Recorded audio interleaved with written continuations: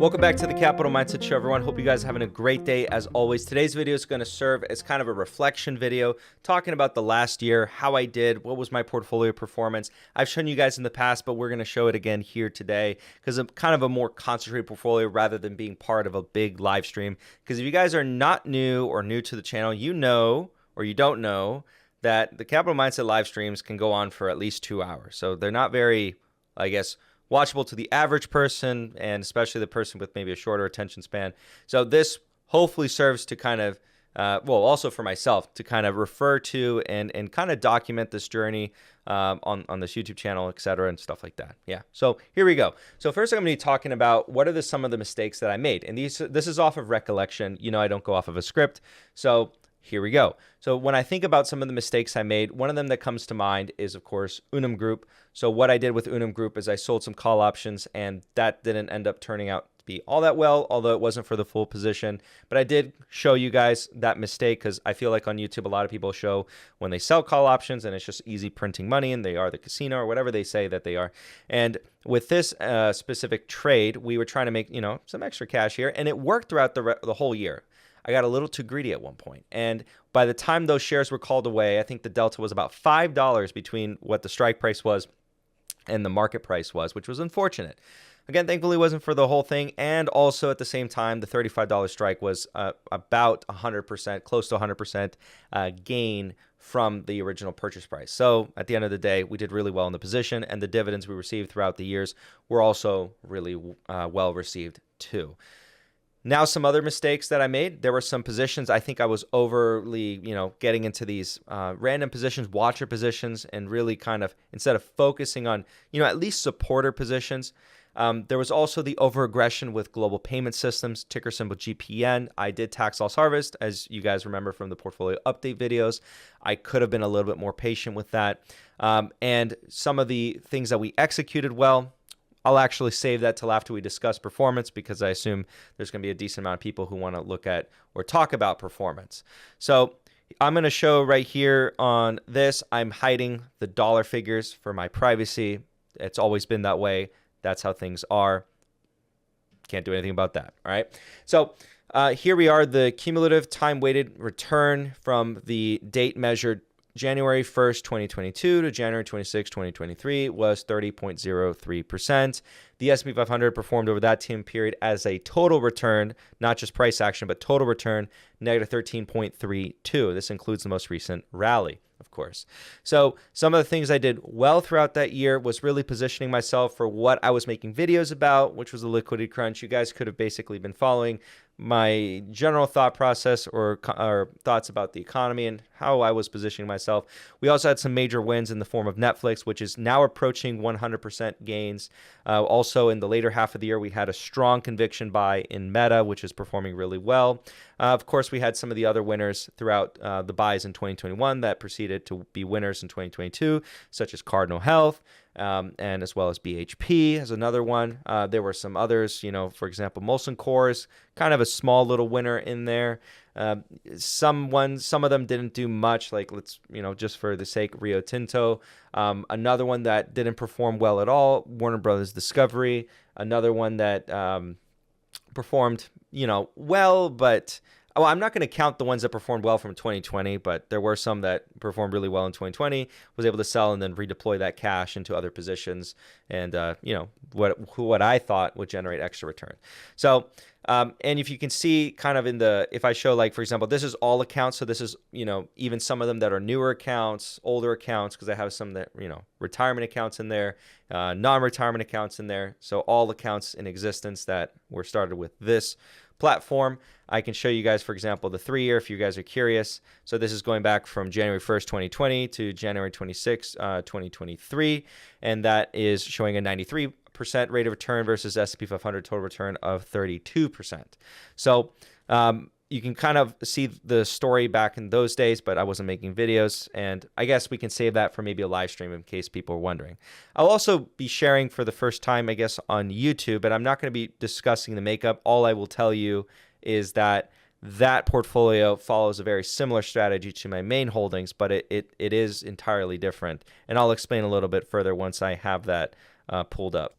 So this one's a totally separate account. This is a newer account. You can tell that they're separate accounts because they both had all accounts and they were showing, different things. This one is I'm not going to show the account number, but it has BIA in the front. So how you can distinguish that is BIA is for business accounts, and then the regular CMA is for I think it's CMA for the account names. It's an abbreviation that they put in front of the accounts, and that's for personal accounts. So this one's a holding company that basically I utilized, and I was in discussion with members of the Discord, the Gold members, and we were talking about what is some way that I could provide value, extra value, and one of them was, okay, we can start a brand new portfolio. I do monthly contributions, and we have discussions and conversations about what's kind of going into this portfolio, and they kind of see the journey. Now, it didn't perform as well as the other portfolio. Granted, the other portfolio strategy turned out to be a bit better, but they follow a very similar strategy.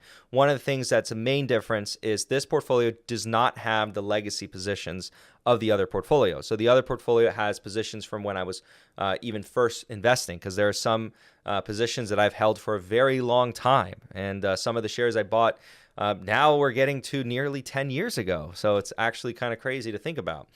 So this one's brand new. This one's only a year old. And even though it says all accounts, there's only one account, but it's all accounts for the sake of this. And then in this case, I'm basically having to say, okay, well, this fixed amount of capital, where do I deploy it? And for this account in particular, I do show, just for full transparency, I do show the members the full dollar amount and everything. And it's basically updated every single time I do something, and I open it up basically up for questions, and we have these conversations. But anyways, so this is for the first time that I'm showing this account. The only thing that's, again, different is business brokerage account versus personal account, but also very similar strategy, just not exactly the same strategy. And it really was a very interesting experiment to do throughout the years, because now we're about a year of its existence. So throughout that year, I really got to see how I would treat something differently if I was kind of starting again. And I kind of got my answer, and I will continue to kind of follow the same trajectory for both of them. But at the end of the day, they both kind of, have different flavorings, and we'll see how each one does. But anyways, so those are the accounts. And again, for year-to-date performance, this one's up 17. The S&P 500 is up 7.85%. So, I mean, the year-to-date performance for this one has been kind of ridiculous, I'd say. But yeah, been pretty crazy. I just can't say anything other than that. So with that being said, I'm going to talk about some of the other kind of movements that we made in the portfolio, just some highlights throughout the year to, kind of flesh out this year process review. So let me put this down. The stock that you have in front of you is Altosaurus. Oh, also, if you stay to the end of the video, I'm going to give you kind of a sneak peek as to a stock position that's no longer in the portfolio before the portfolio update, because I was going to wait for the portfolio update, but you'll know by the end of this video. But you guys remember ASPS, a position I had for that speculation. It was in the speculative part of the portfolio, and we did make a video, also live stream video, is talking about why it is what we sold and when we sold it. We sold it for nearly $17, $16. So it was a very good position. We made a good amount percentage, because now it's basically back down to the original cost basis. So very well executed. I don't know who the heck was buying, what that buying volume was. But yeah, and I didn't make too many videos on it in the past because I like to play it safe. I like to play it responsibly, and it is a very small market cap, and so I have to be considerate of that. Yeah, so that's it. With some of the other positions or some of the other plays, HRD was a really good one that, again, acquired by L3 Harris, and we made a decent amount on that one, I think in excess of 40% acquisition target. We have a new one that is kind of in the works right now, but we'll see how that one goes. Overall, I'm very satisfied with what happened last year, how the performance was last year. In the past couple years, I'd say that kind of the market craziness of 2021 and 2020 was basically like the catch-up years, just keeping it up, and then really repositioning at the beginning of 2022, talking about it, focusing on, how can I position myself for what I believed was liquidity crunch, and then protecting myself and coming out the other side, hopefully, unscathed and better. And so for now, that's kind of the story playing out and sharing it with you guys on YouTube. Before I forget, I almost forgot.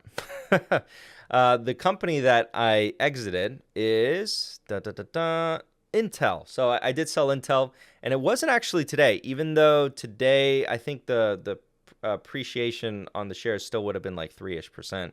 I sold Intel on the 22nd of January. So that's something that the community members know about. It's not something like I don't sell trade alerts. I'm not about that. By the way, I'll actually take advantage to mention this. If you get messaged by me on Discord for a trade alerts group, that's a scam. Okay. A lot of people, I hope no one fell for that. It's a scam, and it was really funny what stock they used in the image. In fact, let me actually find the image because it was sent to me because it's actually really funny. I think all of you guys who know me are going to get a kick out of this one because my goodness. All right, let me find the person who messaged me this.